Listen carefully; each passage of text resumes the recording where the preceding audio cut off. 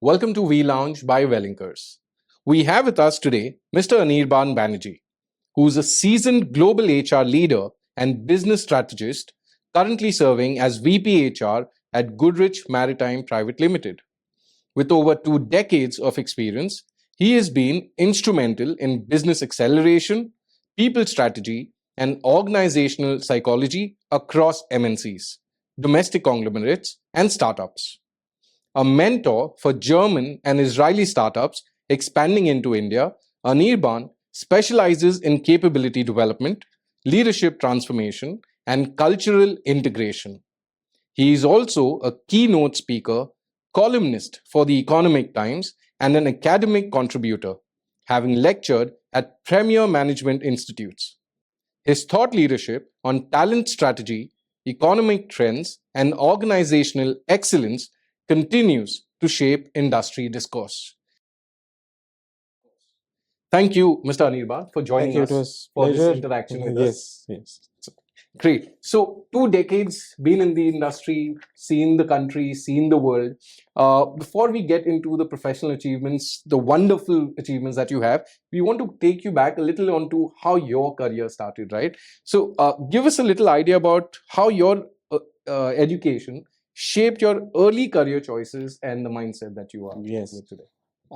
See, I come from a family of people who have served in the Indian Defense Forces. My Interesting. dad was in the Indian Air Force, and all my uncles are with the Defense Indian Army. Right. So I studied almost entirely with the Air Force Central School.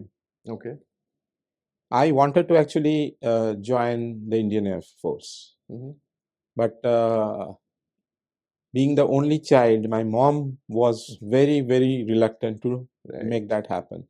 Right. So I have done my C certification, which is into the air wing. Mhm.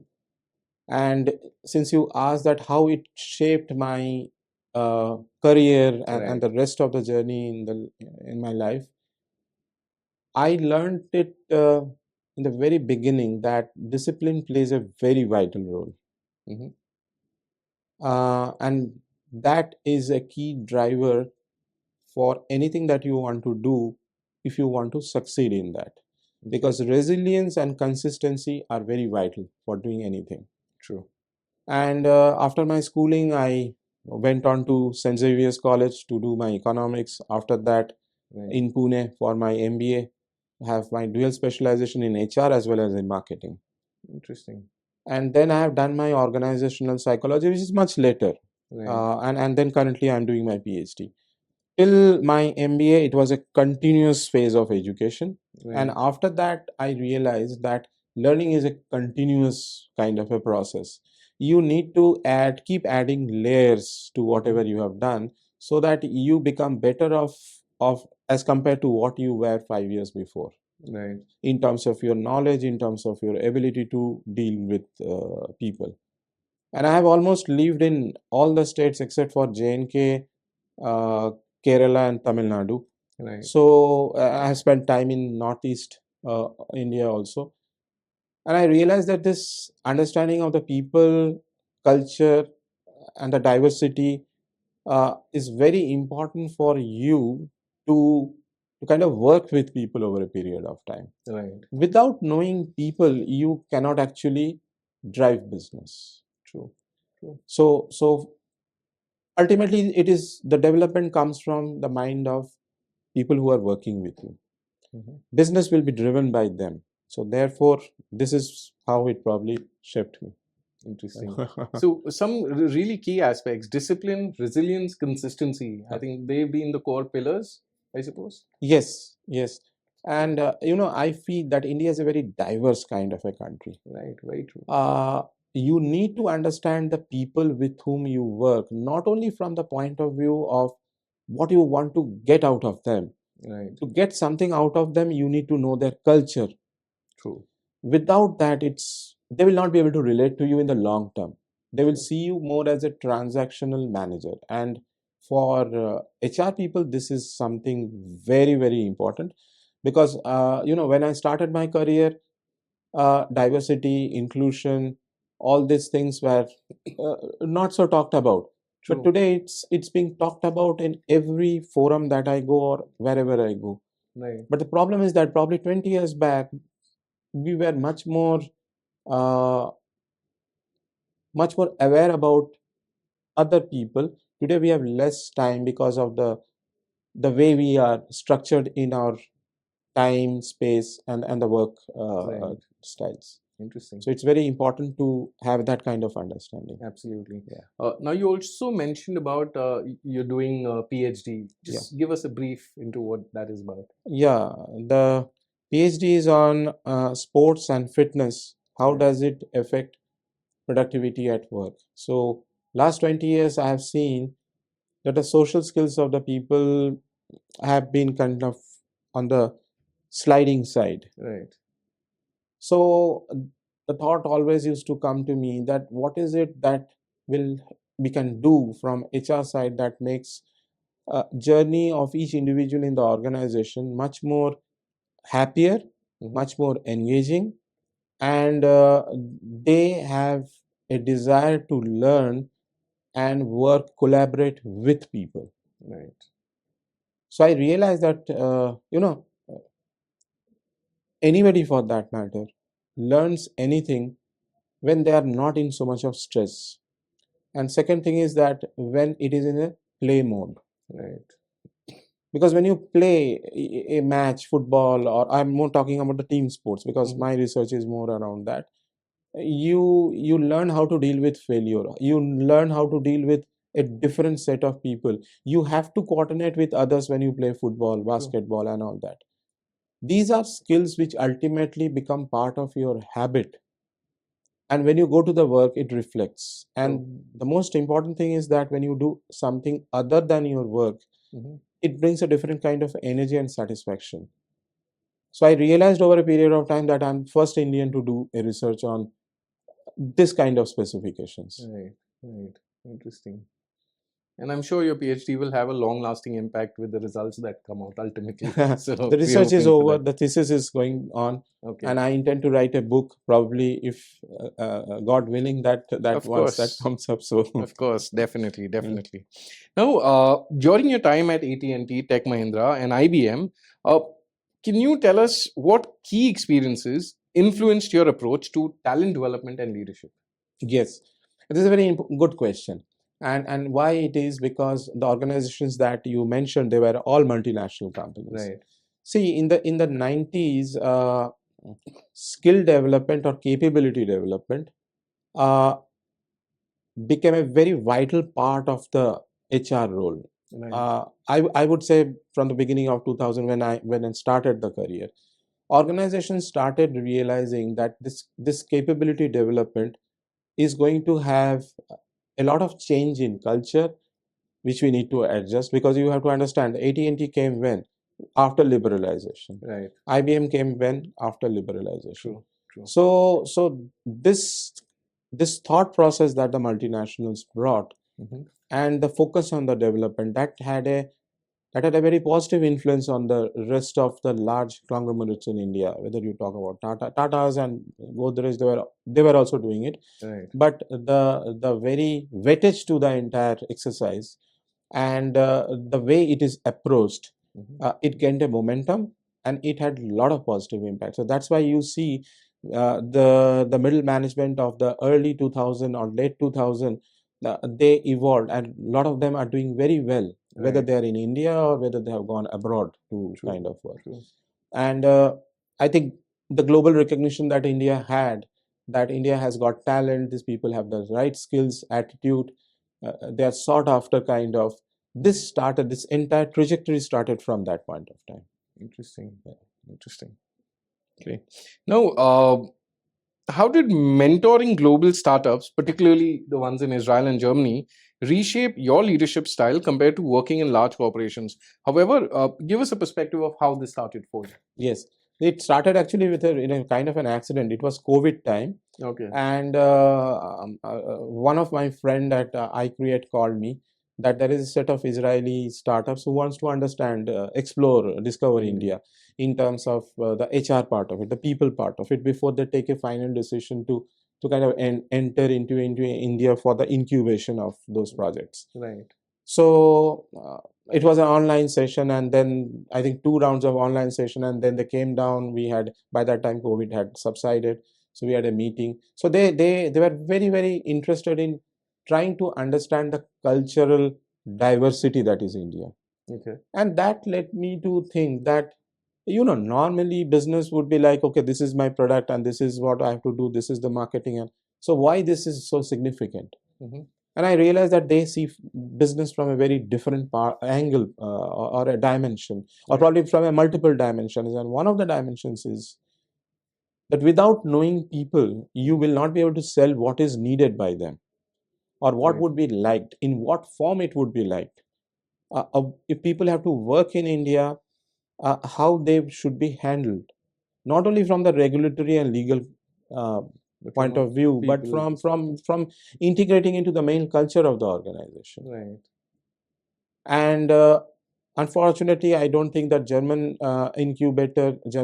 startups have invested in India, Right. but they take a deep interest to understand that at what point of time would be the right time for them to kind of align with probably another startup or another organization to kind of do. So my work was more around the people side of it, that how they can develop a framework and structure in India to Okay. kind of get into the business. Interesting. The role that I played probably is making sure that they understand the India market well. Now, how did mentoring global startups, especially from Israel and Germany, reshape your leadership style compared to working in large corporations? However, before we get there, we'd like to know how all of this happened in the first place. Actually, it was during COVID time. It happened. It was an accidental kind of a thing. Right. I was talking to someone with iCreate, and that gentleman told me that there are a couple of Israeli startups who are very much interested to understand India and explore Right. India from a business point of view. And that is how the sessions on Indian culture and what kind of laws we have, labor laws we have, Mhm. how the structuring of organizations are built, and information about different companies, what Right. they do, Right. about people, what kind of trainings happen in India. Uh, so they wanted to understand from a multi-dimensional perspective that Right. how the business can be evolved in India, the entire ecosystem of it, Mhm. and the same for the German incubator also. But what was interesting to me is that the deep interest that these startups and their leadership took to understand so many aspects of India Right. before taking a decision. Though none of the German startups have, I don't recollect that they have entered into the Indian market. Okay. The Israeli startups, I think they have kind of, they're mostly into the defense sector. Some of them have kind of entered. So it was very interesting for me, and I had to kind of educate them on Indian culture and system from a Right. very different standpoint. Okay. So they, because they see India from a very different light, that is a country with a great amount of potential, Right. and how do they kind of, at what point of time they take advantage, and how do they kind of leverage the whole thing, Okay. what they want to do. Interesting. Right. Looking back, what was the most pivotal career decision you made, and how did it change your trajectory? When I started my career, the focus, what I used to get to hear in the business, or the is that you should be sector specific. Okay. So, if you have worked for telecom, you need to remain in the telecom business throughout. Right. If you have to work in a bank, you have to remain in the bank, because that's how you understand the business. True. But as you can see, I'm sector agnostic. Right. Very I true. have focused in a very different way. I think that understanding of the business is very important, very critical. Right. But from the HR functional point of view, there are two important things: whether at all you can relate to the people in that organization or not, and what kind of insights you are able to build Mhm. so that people have trust in you. a lot of organizations have a way of collecting data and all that, but sometimes they get kind of little misunderstood and seen more of a surveillance rather than. Right. Whereas data collection or information and engaging with people with trust is insight, which Right. is very, very important. And that is how I have gone and trained people. I am actually not from the operational background, as Right. you have seen. Right. So I started my career into learning and development, and that's what I have been doing. Right. But training people gave me a lot of insight on their emotions, on their psychological part, and how they run business, how they see their own business, Right. how much understanding they have of their own business. Right. Interesting. So from learning and development to actually getting into business transformation, and you come with such a wide experience, working almost all the states in India, like you mentioned earlier, and abroad. What has your experience been till now when you think of India when you're in the West or any other country? Well, if you are asking me that how India is viewed, Right. India is viewed very positively. I've seen this change for the last 10 years whenever I have traveled. Right. But where we are lacking right now is that we need to have a very constructive communication, people to people communication and interaction that integrates our academic system, Right. that integrates our industry bodies. In February, when the World HRT Congress happened over there, there was 2 dozen nationalities which came down, and they have it every year. Right. So this was one of the points that came up over there. That how do we kind of take it to the next level? This integration has to happen because India is the world's largest democracy, Right. and it has a role to play in the global order. The younger generation, they need to kind of have a macro view of what is happening. Right. Without that, seeing business and running business, because ultimately you diversify geographically, product wise, or whatever way you want to, but you will have to work with different kinds of people. Right. And you need to be successful at that. Only then you will have the business success and revenue flowing in. Absolutely. An interesting perspective. Thank you for sharing that with us. That was Mr. Anirban Banerjee for us, giving us great perspectives in his career and his perspective of India and the global arena. Thank you so much.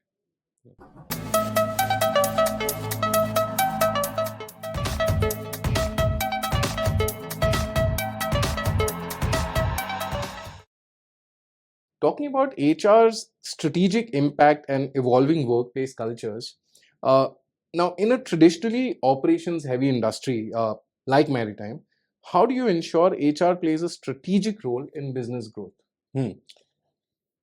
See, as you mentioned, in an operationally heavy, I look at it from a different perspective, and I'll give you a very interesting thing. Around 3 months back, I met Mr. Sanjeev Sanyal, who is economic advisor to the Prime Minister. Okay. And he told me a very interesting thing, but not in this context. Right. Though. And he told, Anirban, do you know how many ships do we have? Because Right. you are from that business. I said, no, I really don't. He told 800 ships we have in this country, Okay. which can transport the containers that you have. Right. Or for that matter, any organization that in your sector that is there. Now, why it is important? This is a very insignificant number because majority of these ships are not the ships that, like the ships Americans or some of the large shipping companies and the country that they belong to. Right. And that is one of the reasons why we are not able to kind of have a larger share in the world trade, apart from many other factors which is kind of playing a role in that. Right. But we have very great talent in India who can be, take for example, the welding part of it of ships, which is a very important aspect. Right. But nobody is looking at that sector. So which is a very big disadvantage for the national security or national economy perspective. But coming back to your, I think where HR can play a larger role, those are the sectors which have got the larger prospect for growth. Okay. Because we are in a stage of evolution. Right. You rightly pointed out that this is a challenge. True. In a hustle culture where the operations predominantly kind of Right. play a vital role. So one of the things that we have done in Goodrich, to give you an example, all the learning sessions we have kind of made smaller modules of 2 hours. Okay. We have seen that how many of these sessions can happen, and if I'm not mistaken, we have so far covered more than 375 people through this. And now this year we want to add mentoring and couple of more of that. Right. So gradually, in an industry which did not have this culture, and you mentioned earlier about AT&T and all those, right. This is coming in because you have a different set of people now, and they are willing to learn, they are willing to grow. Right. All that we need to do is to take learning to them in a manner that does not impact business. True. True. So once we are able to do that, you will see probably in the supply chain logistics or the NVOC segment business growing, Right. and those companies becoming larger and growing global. Right. Interesting. So this is a case and example of what you spoke from the maritime industry perspective. Correct. But what is your view when it comes, to different industries? How are they evolving in nature? This probably would be OPEX heavy, but I think everybody has realized that this entire there are two parts of it. One is that which people do you train, and who so the entire process of identifying those people who have the potential is very important. You need to Right. have a very proper framework to do that. Like we have got the capability development framework, and every organization is evolving, and they are introducing something. Right. There's another aspect of which is now currently kind of getting traction. Mhm. How much time it will take and how much investment it will take to train someone internally vis-a-vis getting that same resource externally. Right. Right. Because you have a large talent base outside which is not getting employment, but probably some of them will take lesser time and they would be able to fit in. Right.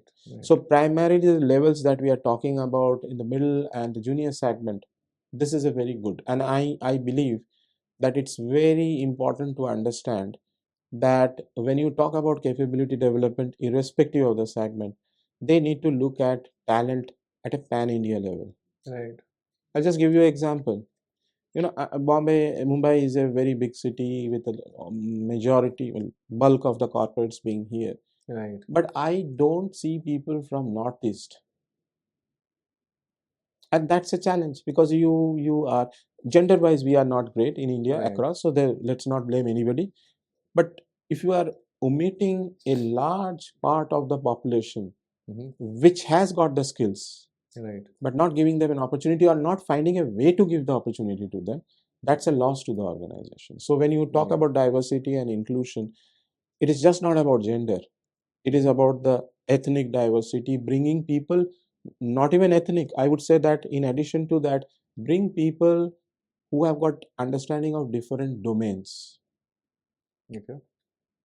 Because the very perception that you have to be an MBA HR to run HR Right. is not necessarily, because I'm a sitting example. I'm not from the operations background of HR. I'm from Right. L&D background. So Right. the companies could have easily told me that you will live the rest of your life doing training for people, but that did not happen. Right. Then another myth that we had for a long time is that you need to be only into that industry. Right. So these kind of thoughts HR people have to give up first. True. True. Absolutely. What do you think are the key ingredients for building a strong and lasting organizational culture? I think trust is the most important thing. Right. Business is all about trust. Mm-hmm. And the second thing is the culture. It's top down. Right. Whatever the leaders, if I am setting an example, my team will see that, okay, he practices it, they will follow it. So these two are very important pieces. True. Now, HR, of course, plays a big role in business transformation. How do you align people strategy with change? Yes. See, what do you want to change? As I earlier I was talking. Right. So you want to you want people to be more communicative, more assertive, in certain segments, like in our business relationship. Right. How to manage relationship is very important, and so it is in a varied way in majority of the industries. So one of the changes that you might want to drive is awareness that you need to continuously learn and actually build that network. Okay. Maybe another aspect of it is that how do you set your goals, Right. how much clarity you have. See, ultimately HR will be a limited number of people. It is the business managers that own the resources, in the sense that, when I Very true. say owning may not be the right word, but in the Right. sense of managing them, dealing with them. So people don't leave organizations, they leave managers. Absolutely. And it is very important. So one of the transformation in a lot of organizations that people are trying to drive, including this institute has come up now, Great Manager Work Institute, or for that matter Gallup, which is Right. does the survey, and a Great Place to Work, Prasanjit, and all these people are Right. working. I think the entire HR fraternity is trying to impact the managers so that they are able to manage the people Right. to get things done, and for that they need to have an understanding, move beyond the transaction. Absolutely. It's a collective effort Yes, of the entire absolutely. team. True. Transformation cannot be driven by one or two people. It's a Right. long process, and it's a collective effort. True. Now, you worked with both startups and large corporations. How do they differ in their approach to talent and leadership? I think large corporations, over a period of time that I have worked with, especially in IBM and all, getting earlier we used to say that these are slow organizations, or they take time, the hierarchy is more, but they are also even flatter. What I see differently in startups is that it's a mix of complementary skills who get to work very closely together. Right. Right. So the numbers are less, and therefore probably the motion that you see over there, the speed of the decision making is faster over there. True. True. The dynamics, of course, are Yes, way different yes, because of very size, different. scale, and a Size, host of etc. other matters. True. Well, thank you once again for giving us a great perspective here. Thank you.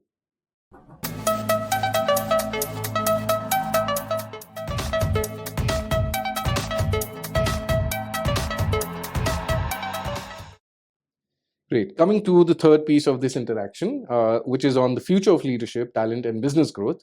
Now, you're the first person in India to research the link between gymnasiums, sports, and productivity. What particularly led you to this choice? And I think you're pursuing that for your PhD as well, like you mentioned earlier. Actually, in the last 10 years that I have, as I was mentioning earlier, Right. I realized that I see a lot of young people, but see, the old school of thought is motivation is something that managers can give. Right. So the companies started spending millions and millions on team building and all that kind of thing. But where the problem lies? The problem lies in, as I mentioned earlier, that whether it's only transactional or not. And Right. second thing is that to move beyond transactional, the person must be knowing how to build a communication. Right. See, we are not used to communication the way we do it in the office, which is like, it's a both science and art. True. Because not everybody has that kind of Right. background and the experience before Right. to kind of engage and manage 25, 15 or whatever. And because the impact is span of influence is beyond this 15 people. So as I saw these social skills being dropping, I wondered that how to kind of help people, because India, the best of India is yet to come. Right. Right. And if we have to compete with countries like China, then the people part of it in the business needs to be very well aligned, and kind of that needs to be in a stronger position. So I realized that this social skill part of it is actually the reason which is and the research data currently shows that there's a very strong correlation between the two. Interesting. Happiness and engagement, if you are doing something for yourself, your happiness hormones are better.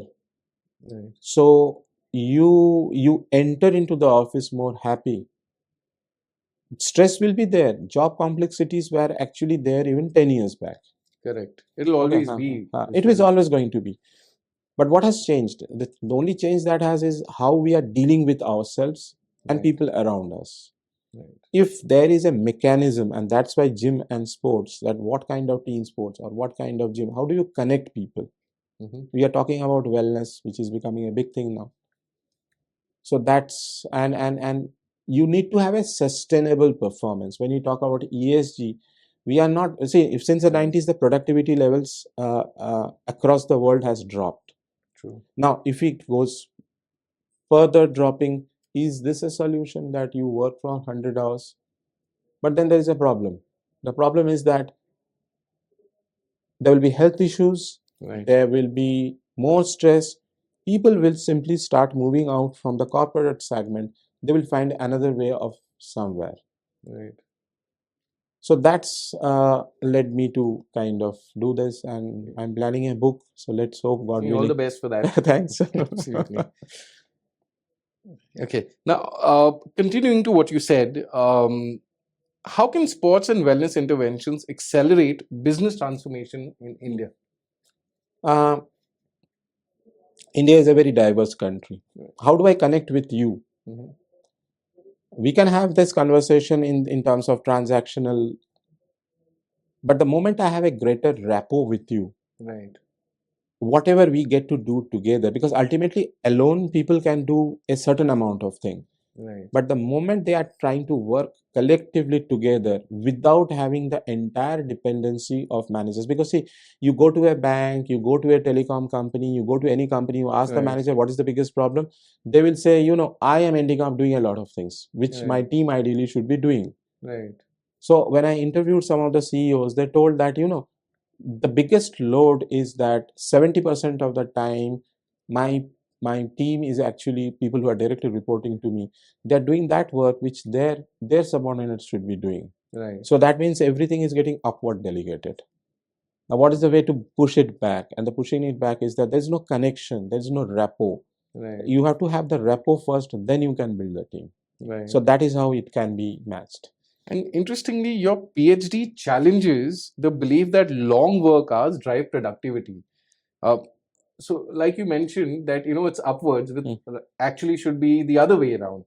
Now, how do you see that differently? That working long hours, is more. I'll tell you something. Actually, long hours can drive productivity, but not for all 365 days. Right. Right. You can work for long hours at certain situations which are crisis situation or where you are needed. Right. Rest of the time, you need to have something for yourself, which is absolutely something for yourself, so that you have something to do for your livelihood and you have something to do for your life. Right.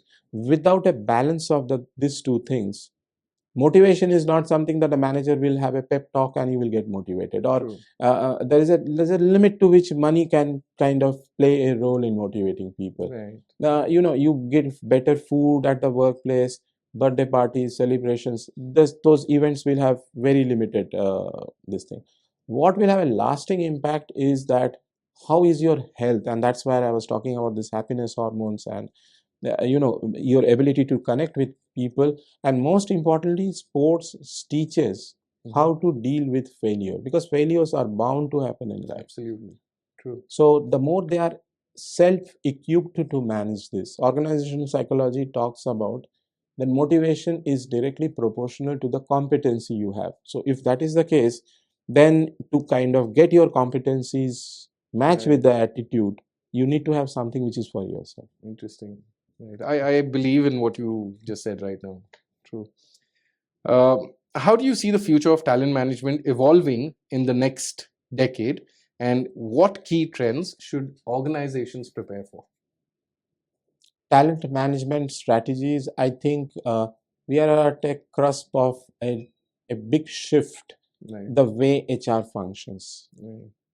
So in future, managing talent will be, you will have technology that will give you the analytics. And to manage technology, you need to have very, very creative minds. Right. and that's where my analysis or data of my PhD also shows that creativity is something that needs to be constantly as a part of the organization's transformation. People need to be kind of, we need to have those platforms, those systems within the organization that people are able to contribute their ideas, innovation. True. In the olden times there used to be there's this called innovation box.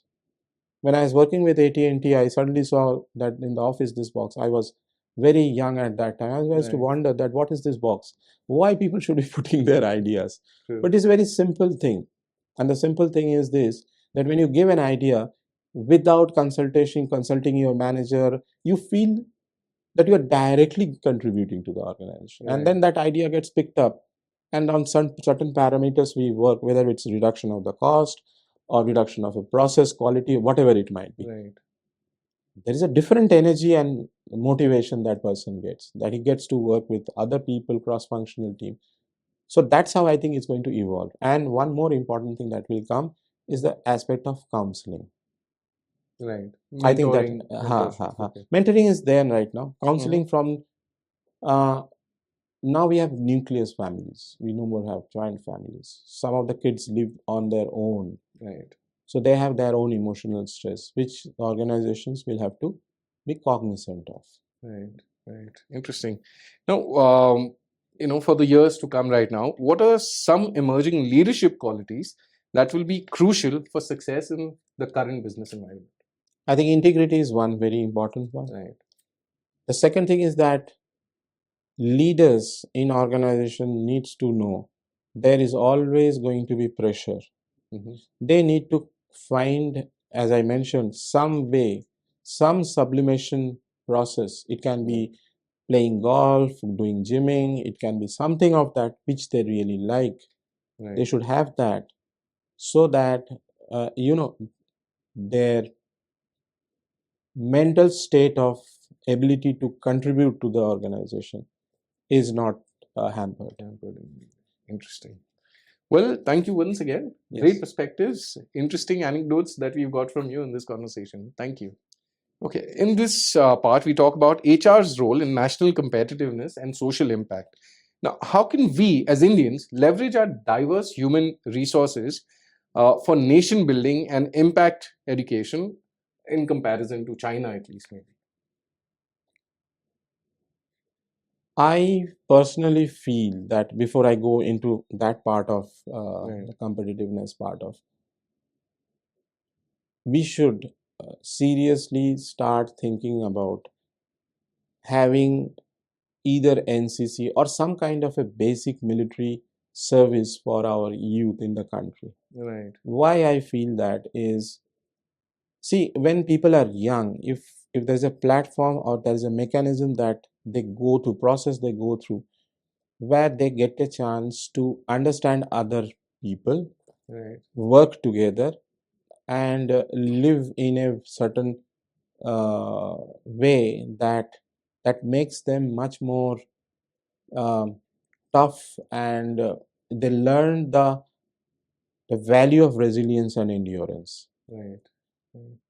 That plays a very big role. So when I was mentoring the people from Israel, and then I have exposure on Singapore, I think one of the reasons that they have succeeded is also this part of it.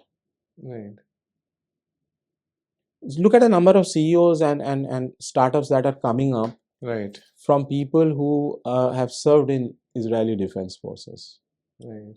And it's not a surprise. There's a very good book, Startup Nation. It talks clearly about that. There is a strong correlation. Right. And in a country like India, where there are different states, so much of variation in our economics. Look at the way the Indian military Right. has been. My dad was in the Air Force, so I got an exposure, and I could see that this diversity gets like in a melting pot, Right. and a very different personality comes up.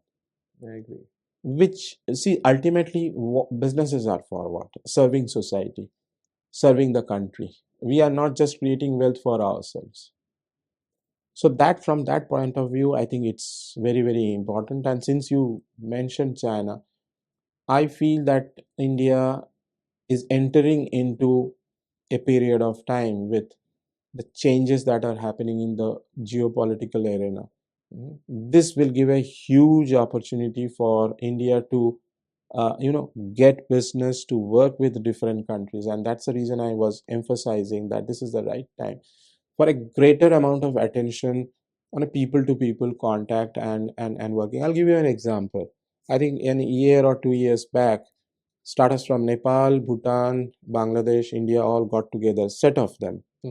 It was an initiative by Honorable Prime Minister, I think 2 years back, so I don't exactly remember. So those kind of things needs to be done more. Right, right. Because more you expand your horizon and span of influence, and just create platform for people to work collectively, Right. that's transformation for this country. We should be able to. This is my belief that there is the coming years is going to be the year of India rather than year of China. Absolutely. Yeah, true, true. Interesting. Now, how can HRD help build competitiveness, especially when it comes to competing with China? I think you pretty much answered that question for us. Who are your role models, and what message would you like to share with young professionals today? My role model is my dad and my mom. I've learned Great. wherever I have reached, it's because of them. Right. My dad was with the Air Force, and I've seen many ups and downs. And I feel that I've learned a lot from them. Of course, I've learned from the managers and other people who have contributed, my teachers and everybody. Right. But my role model is my mom and dad. Great. Thank you for telling us that. Another great perspective in this section.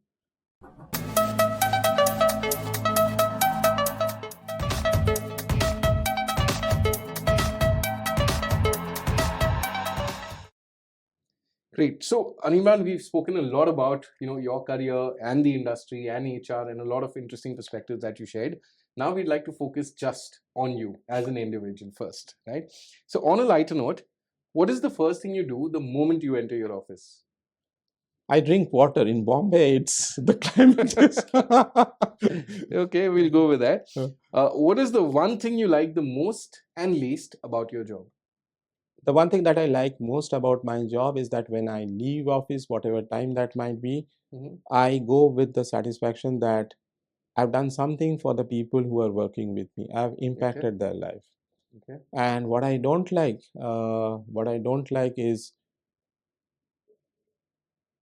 I think HR needs to evolve a little bit, and the understanding of HR needs to be. We have a lot of these programs like finance for non-finance. Right. People management should be part of engineering, or for that matter, any stream of education that you are. Okay. Because ultimately, what do? You get into something where you have to work with people. Right.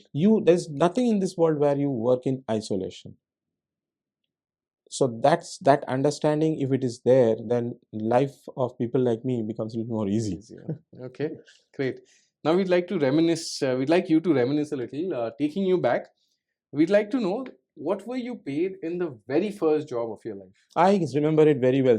I think 17,000, and then after 6 months, my probation got 3 months. When my probation completed, it became 22 or 23,000. Okay. So that was big money at that point of time for me. Right, and this would be around. This was 1999. Wow, a fairly decent amount of money back then. Yes, I believe, for yes. the times. For that, 1999, 2000, it was fairly decent. Right. Because that's what people, management trainees in the range of 25, 30,000 used to get. Right. Interesting. Okay, what has been your biggest strength and weakness in all these years? My biggest strength is I can work with a very diverse range of people because of the social experience that I have. My biggest weakness is I feel, and why it is a weakness. I think in the last 10 years, ethics, moral, values are on decline. So, which is a very big challenge for my generation of people to kind of, so where do we draw the line? Because on one hand, we have got you need to have people in the organization of all kinds, Right. meaning not people who are not having integrity, but so what is the right balance of it? Mhm. So this becomes something of a very confusion, and it is one of the challenges that HR professionals probably facing across in India. Okay. Moving on. What makes you happy? Food makes me happy. Food. Interesting. So, and the fact that you've also traveled so well, I'm sure that I substantiates it. almost eat everything. Right. That Okay. I'm a foodie. I'm sure. Interesting. Moving on to the rapid fire questions. The first thing that strikes to your mind on the questions I have for you. Describe yourself in one word. Assertive. Okay. Describe what job or work means to you in one word. Worship. Okay. Favorite destination? It's Ahmedabad. Ahmedabad. Of course, Because that's your hometown, I think. Okay. Favorite quote? meaning the legal court. A quote, a Acha, saying. acha, acha. Yes. Miles to go before I sleep. I think it is Robert Frost. Robert Frost. Yes. Right. What do you splurge on? I splurge on buying gym accessories Okay. and anything that goes with, because I do go to the gym, and Right. It shows as well. I thank you. And I used to play football, but now I don't get time. Right. Okay. My question was, are you a fitness oriented person? So yes, you are a fitness Yes. oriented. I have a great believer in Swami Vivekananda. Okay. And Swami Vivekananda said that it's very important for people, as important that it is that he should know Bhagavad Gita, he should know how to play football, because physical balance of physical and mental strength is what is very important. Important. I agree. I don't know whether you know or not. We had 9 great universities of the world at one point of time. Nalanda, Takshashila. Much of it is forgotten. Right. And at that point of time, those universities had multi-modular education system. Right. It was so holistic. True. True. Yeah. And those are forgotten. Those are unfortunately. forgotten. Yes. True. Great. If not the professional career that you've been in, what would you have been? I would have been in the Air Force if my mom had not Right. stood in the way. Right. Okay. One love. One love. I think I have, my son is always in my mind, especially since I stay here and he's in a different city. So that's. Of course. One thing left to do. One thing left to do. See, professionally, whatever I have done, and I think you will find it very strange, I feel that somewhere at some point of time, when all this PhD book and everything is done, I would like to spend time to work with northeastern states and eastern India to kind of help them, the youngsters over there, Right. to do better in what they are doing. They are great talent, but they are probably not getting the right focus at this point of time. Right. And I've never forgotten my background, and that is originally my ancestral roots are in what is Bangladesh right now. Okay. And you will be able to understand and relate to it probably that it's not a very happy situation for the community that I belong to. So that's something I would like to do something for them. Of course. A noble thought. Great. Coming to the concluding aspect of the concluding part of this section is we'd like to know how Anirban was at different stages of his life, right? So, what was Anirban like when he was an 18-year-old boy? I only used to play sports. So this is very interesting. Let me, since you have asked this to me, my dad took me somewhere. I think this gentleman was close to Dhirubhai, he knew somewhere in Calcutta we met. And my dad, I was very embarrassed. My dad, in front of so many people, asked this. He was an astrologer. So he told that you just see his horoscope or whatever. Will he pass the class 12th exam? Okay. Yeah, that is very embarrassing. That's very, there's so many people in the room. I said, what the hell? So he spent some time, 10-15 minutes, and he told my dad, to my utter astonishment, that he will do very well. Oh, wow. And I did see. I was never a topper in Right. that sense, but I Right. used to do well. And this is also something my dad used to tell me, that it's very important that you grow holistically. Absolutely. That's what is going to make you successful in life. Right. Yeah, true. Great. So, and what was Anirban like when he touched 25? 25 25 I was already working, and I think I became a little more mature and conscious of the fact that spending all the time on sports is Okay. not going to yield any result. Right, right. The first of the month should be really productive than Yes. anything else. Great. And by the time you got to 30, By the time I got to 30, I think this kind of thoughts that I'm kind of you are getting to see about, right. those started stepping in. And I started, I'm probably at from the 25. The inclination to write started from very early. Okay. And by the time I was 30, I was already writing for newspapers. Interesting. Because that was the way that I uh, used to express my ideas to the rest of the world. Right. Right. Yeah. So you were a columnist for 80 Times as Yes, well. yes.